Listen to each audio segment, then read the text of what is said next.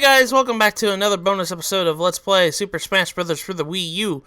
In today's episode, we're going to be looking at the next DLC fighter, and this one is a big one. Cloud Strife has joined Super Smash Bros. This is something that no one saw coming whatsoever when it comes to characters adding to Smash Bros. And all these outfits and extra goodies I got was from the fifth bundle on the eShop. So I got the Geno outfit and the Chocobo outfit as well as the Midgar stage, because you automatically get that from unlocking Cloud. But anyways, back into what I was normally saying is Cloud Strife is joined Super Smash Bros. You heard me right. The main protagonist of Final Fantasy VII has joined the roster of Super Smash Bros. A game that was a Sony exclusive, and pretty much Cloud was the poster boy of Sony back in the PlayStation days. This was the biggest cutoff time where, you know, Square does not put the main series Final Fantasy games on Nintendo consoles anymore. That was the point, was Final Fantasy VII. And we are now in 2016. Cloud Strife has joined Super Smash Bros. I could not believe this at all. But in today's bonus episode, we're going to be doing a classic run-through like I do with every bonus episode DLC character. We are going to be doing a classic run-through with Cloud Strife and kind of see how he plays and everything. I went ahead and did this on difficulty 7.5 because I figured that was kind of moderate for me. But Cloud is an interesting character, and I've got to say this right now. They put a lot of heart and really well-depth knowledge of where he comes from into his move pool. And I really like that. And well, Cloud is, not only that, one thing Cloud does is he's got this similar design from Final Fantasy VII. Now, Cloud's attacks, if you push the B button, he does limit breaks, I'm sorry. Limit breaks are pretty much the super powerful move from Final Fantasy VII that you used whenever you had your limit gauge go up. If you push neutral B, Cloud will be doing Blade Beam. And if you push side B, you will be doing his Cross Slash. And that's a really powerful attack that will pretty much launch everybody. That's your launch move. But if you push up B, you will do I can never say this. Cliffhanger or something like that. It's a kind of a recovery move. It's kind of like Ike's Ether attack. And if you push down B, you'll do something that Cloud does, and this is his biggest gimmick of him. If you push down B, you will do pretty much a limit charge, which that's a thing with Cloud. Cloud has a limit gauge. It's kind of like a Little Mac's KO meter. And you can charge this limit gauge by pushing down B, and you can charge it manually. But if he gets hit a couple times, the limit gauge will automatically fill up a little bit. And once he gets all the way up, he will have a blue aura around him. And you can use a powered up version of the limit break by using this aura attack. If you use cross slash, it'll launch really far. It's pretty much almost a guaranteed KO. If you use cliffhanger, you can get more distance. You can use that as a better recovery. And if you push, neutral B and use Blade Beam, the Blade Beam will have a lasting effect that will attack the enemy, and it will, cause them to get sucked up in a vortex and whatnot. But whenever you have limit gauge already filled up and you push down B, you won't be doing limit charge anymore because your limit gauge is already full. But what you would do instead is something called Finishing Touch, which will almost instantly KO an opponent. It's kind of like Little Mac's KO punch. The thing is, though, it only does 1 damage, but if the opponent has a high enough damage counter, it'll automatically pretty much kill him. Granted, even though it does 1 damage, it will pretty much do so much launch power, it will pretty much KO him instantly. But that's pretty much what Cloud's gimmick is, and I really like Cloud. One thing in particular that Cloud that they did for Cloud was they gave him his alternate skin. I'm not using it, I'm using his classic Final Fantasy VII look, but he does have an alternate outfit, which is his Advent Children outfit from the movie Final Fantasy VII Advent Children. So you'll be able to use that, and that's the same outfit that he uses in Kingdom Hearts 2 as well, if I remember correctly. Kingdom Hearts 2, he had that outfit too. Yeah, he did. And it's really neat that they put that much effort in it. But I do have a little bit of complaints with Cloud, and they have two major complaints about Cloud in the form of design-wise. One of my biggest complaint was the fact that Cloud does not have his English voice actor, even though he's had his English voice actor for many things. Now, I can understand why, and I think it's because they were on short notice that they didn't even bother doing the English translation for Cloud. So he'll speak Japanese just like, Morph does. But he has his English voice actor. He's had an English voice actor. It kind of would make sense to you have his English voice actor, but that's just me. I mean, I can understand that. I think they were simply cut low on time to bring Cloud out as DLC characters. Now, one thing in particular, another thing that you got when you got Cloud was a Midgar stage, which is Midgar from Final Fantasy VII.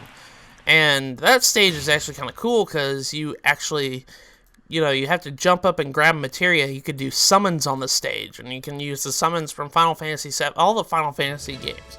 The summons will appear, and they'll wreak havoc on the stage and whatnot. My other complaint that I have is with that stage. The complaint is they only picked 2 songs out of Final Fantasy VII to play on that stage. And we're talking about Final Fantasy VII, a game that is very, very popular for a lot of reasons. One, being a really good Final Fantasy game. 2, having really good characters and having beloved scenes happening in this game. And then the third one is this music. It has a lot of good music. Now, granted, the tracks that they chose weren't bad. It was the boss theme from Final Fantasy VII and the normal battle theme. But they have other diverse tracks, One Winged Angel, Genova, and all this other stuff. It has a lot of other, wonderful soundtracks, and they only chose 2? It kind of seems silly to me, but part of me still thinks that with the next update, with the new DLC characters that they'll add in February, that the update will add more music. But that might be a little bit too wishful. I might be wishing way too much on that. That's pretty much it. That's Cloud in a nutshell. He's a really good character, and I really like him. He's kind of a combination of, in my opinion, Little Mac and Ike. Ike is, I can really see the Ike in him, but that's really a lot with Cloud, and I really like it. One thing that Cloud has is, with his regular smash attacks, he will do like a 3-hit combo with his Buster Sword. And that looks really neat, and I like that. He has a lot of combo potential, and it's really neat. Now, right here, I'm going to show you guys right here. I'm going to try to get this Smash Ball, because Cloud would not be in Super Smash Bros. If his final smash was not this. Omni Slash.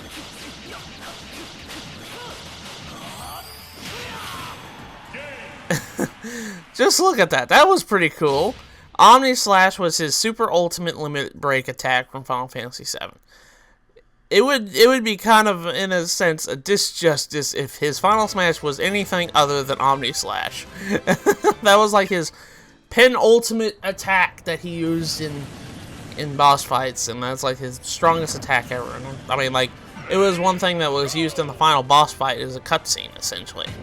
But anyways, that's pretty much that in a nutshell. I like Cloud a lot, and I know in the full depths about this, but one thing in particular that makes me happy is I can really start to see Square Enix and Nintendo starting to get along again.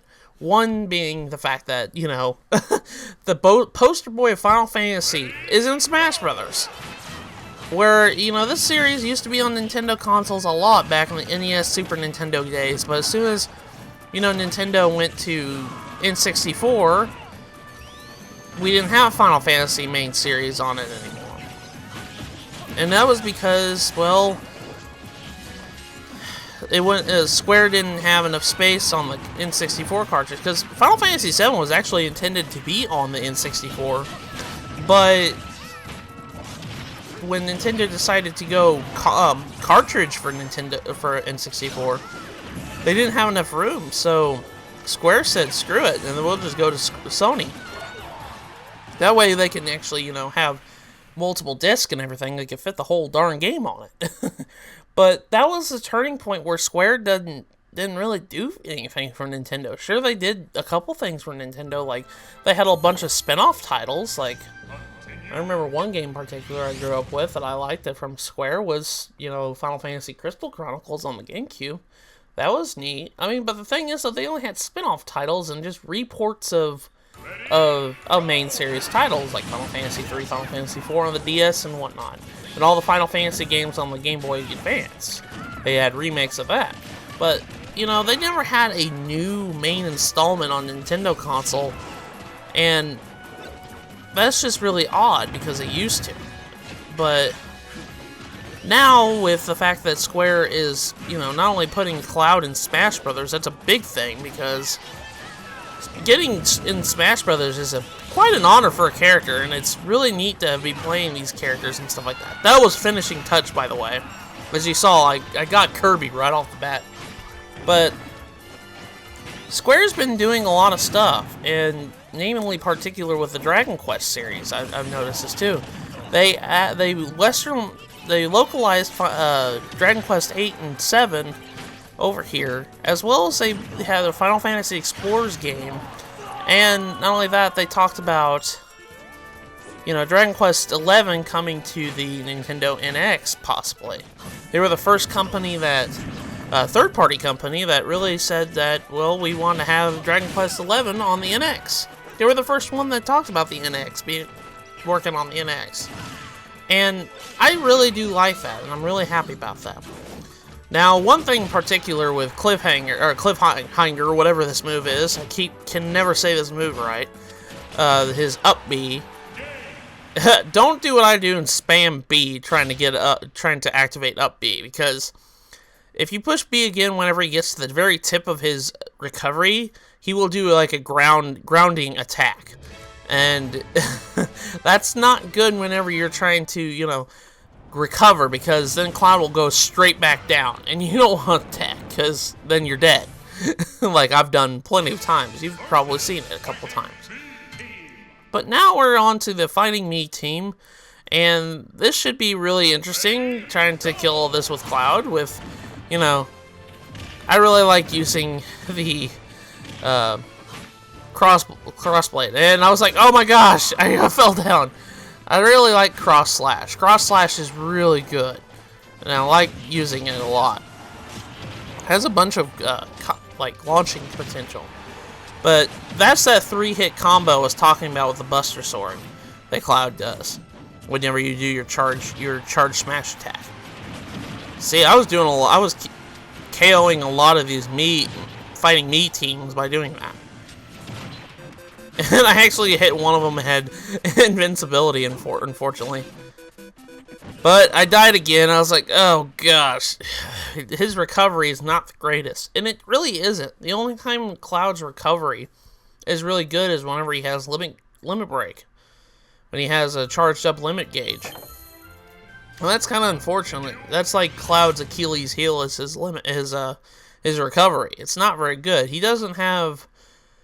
there's some characters that have really sucky, you know, really sucky recovery moves, but they make up for it in other ways to recover. Like, I shouldn't say that because it's actually killed me a lot of times other than that, but Ike's got a really sucky recovery. You know, it's just ether, and it goes vertical instead of vertical and horizontal. But if you do his side B, where he does like a charge attack, and he does like a dashing ability, you can get back to the stage horizontally very easily, and you can use that as recovery as well. But there's some characters have really good recoveries that way. But Cloud doesn't really have that. He just has, you know, his up B, which allows him to, you know, get a little bit higher in like air, but he doesn't have like a side B to allow him to recover horizontally. If you guys kind of understand what I'm talking about when I say that. A lot of characters have that, and in some essence, Little Mac has it a little bit. I mean, when he does a side B, he jumps, he does a jump attack, and he hits somebody. Of course, that's killed him more than saved him in a lot of sense whenever you just side B off the edge. But that's pretty much it. I guess that's really Cloud's Achilles heel is his recovery.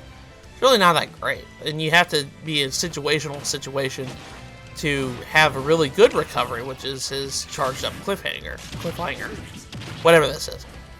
But now we're fighting Master Hand and Crazy Hand, like we've always done before. I haven't played this game in months, and playing with a new character can kind of get really rusty in a while. I hadn't played this game in, like, I want to say about a few weeks. Because I think the last time I really played it was when I was trying to do some of the challenges, because I'm currently working on the challenges right now. And I got really rusty on playing Smash Brothers. Now, trying to fight Master Core can get really easy with this, but when you're Cloud and you're trying to fight Master Core the Beast, it's actually really easy. Spamming Blade Beam and then doing Cross Slash can really help in a lot of situations. But trying to beat the Blade is another story. Trying to get away from all these slash attacks and everything can get really annoying when you're playing as Cloud, especially when this kind of situation happens. But right here, see, that was actually a good situation to use the recovery, but me being the dumb I am, I pushed B again and I went straight back down. That's the only thing about Cloud's recovery I hate, is just if you push B one too many times, you fall down. You go straight to the ground. Just like Ike's, you know, ether attack. So you just gotta be careful with that. But now we've beaten the Blade on Master Core. We just need to go ahead and just beat our Shadow Self, which shouldn't be too hard. Let's go ahead and kick his butt and then just finish off Master Core. That's pretty much it in a nutshell. But I really do like playing as Cloud. It's really interesting, and I really like it. He is a really good character, and I'm really glad that they made him so diverse in the sense of having these limit breaks, and it really does differentiate what kind of character he is, because he is, you know, iconic with his moveset and everything. But there we go, we've defeated Master Core. The only thing left to do is beat this thing. Unfortunately, since I used finishing touch, and it only does one hit damage, and this is currently like at 0%, that didn't launch very far. So I was trying to, you know, get my limit gauge all the way up, so then just rack up the damage. And then I wanted to finish it off with finishing touch, because I think it's like, oh, finishing touch is really awesome. There we go. We destroyed Master Core. He is dead. He's not going to be coming back until, well, the next two characters come out. There's, I forgot to mention this. There are 2 more DLC characters planned in February to come out. But I think these, I'm pretty sure, I'm going to say this because this was the final presentation for Super Smash Bros. These are the final DLC characters, and there will not be any more DLC after them. So we have only 2 more characters to go through. I'm not going to go into detail about that, but I have my own thoughts, but I want to save that for when we actually play as a character. But there we go. We've gotten Cloud's trophy, and we have beaten Classic Mode with Cloud. Granted, it was a 6.5, but hey, who's worried about that? Now we're going to play this game. Now, one thing I really like about this is if you reveal everything, you'll see the picture, and it's kind of iconic. And I was like, oh my gosh, they didn't do this. And I was like, I finished the picture and I was like, oh my gosh, they did. But yeah, that's Cloud though. He's really good character. He has a lot of combo potential. He's probably one of the best sword fighters on the roster, in my opinion. The thing is though, is just I don't like his recovery. It's really not that great. But it's only situational when you can actually use the recovery to its full power, if you know what I mean. But that's pretty much that in a nutshell. But I really like Cloud. Cloud is really neat, and he's probably going to be one of my mains for a little bit. I still like Ike over Cloud, because Ike is one of my mains, and Cloud plays out like Ike, but I like Ike better. But Cloud is really neat, and I like it. He's worth the money. That's that much for sure. And I'm really happy that such an iconic character from an iconic series actually got into Smash Brothers. If I knew Square Enix was gonna actually have a rep from their company, I knew it was gonna be Cloud, because he is the poster boy of Final Fantasy. So I knew he was gonna show up if Square had a rep. But that's pretty much that. So we have pretty much completed all the classic modes with all the DLC characters. We only have 2 more characters to go through, and then we'll be done. But as you guys can see from the picture, it's almost done. This is the cover art of Final Fantasy VII, with Cloud looking at Midgar. I really do like this. This is really neat that they did this. I was really happy. That is a really neat picture. And I was only missing just a little bit of there. And if you look at the congratulations, it has the Final Fantasy VII artwork going across the congratulations. I thought that was cool too. That was a neat little touch that they added to that. But that's pretty much that. That's Cloud for you. He's a really cool character. Here's his ending cutscene.